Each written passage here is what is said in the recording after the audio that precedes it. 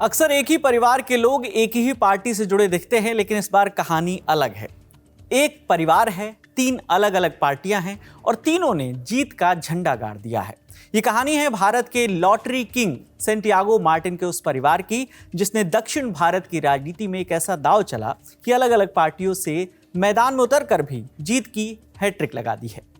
सबसे बड़ी और चर्चित जीत रही आधव अर्जुना रेड्डी की। वो थलपति विजय की पार्टी टीवीके के अहम चेहरे माने जाते हैं।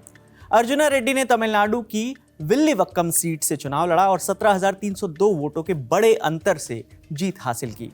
वो सेंटियागो मार्टिन की बेटी डेजी मार्टिन के पति हैं और पार्टी में यानी टीवीके में general secretary election campaign management की जिम्मेदारी संभाल रहे हैं। दूसरी जीत आई है सेंटियागो मार्टिन की पत्नी लीमा रोज मार्टिन के खाते में। उन्होंने तमिलनाडु की ललगुड़ी सीट से एआईएडीएमके के टिकट पर चुनाव लड़ा। मुकाबला कड़ा था, लेकिन लीमा रोज मार्टिन ने करीब 2,739 वोटों के अंतर से जीत हासिल की है।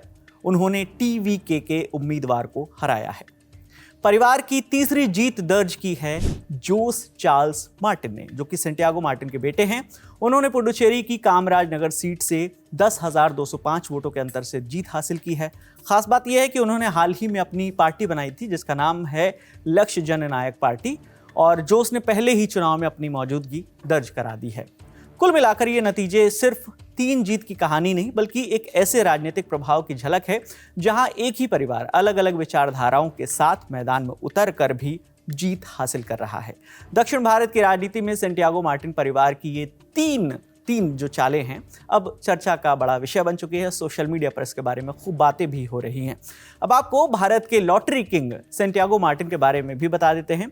मार्टिन ने 1980 और 90 के दशक से जो है लॉटरी का बिजनेस शुरू किया था। धीरे धीरे कई देश और कई राज्यों में ये नेटवर्क फैला। देश के जो कई राज्य हैं वहाँ तक ये नेटवर्क फैला। उनकी कंपनी है future gaming and hotel services, जो कि देश की सबसे बड़ी लॉटरी कंपनियों में से एक मानी जाती है। इलेक्टोरल बॉन्ड्स का जब मामला आया था, उस दौरान मार्टिन की company future gaming and hotel services देश की सबसे बड़ी राजनीतिक चंदा देने वाली कंपनी के रूप में सामने आई थी।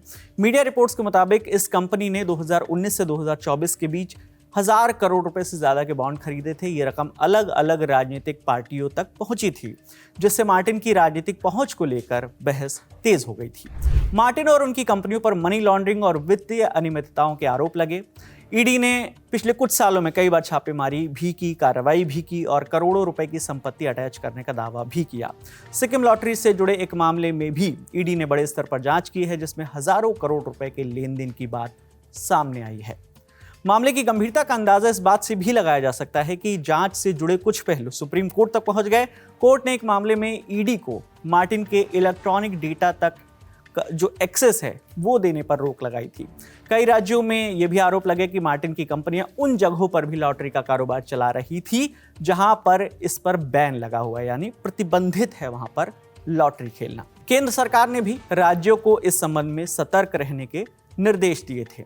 तो ये थी लॉटरी किंग के नाम से मशहूर सेंटियागो मार्टिन के परिवार की कहानी, जिन्होंने 3 अलग अलग पार्टियों से चुनाव लड़ा और चुनाव जीता। आपके इस पर जो भी राय है कमेंट सेक्शन में जरूर बताइएगा। मेरा नाम विकास वर्मा है। देखते रहिए दी लल्लन टॉप। शुक्रिया।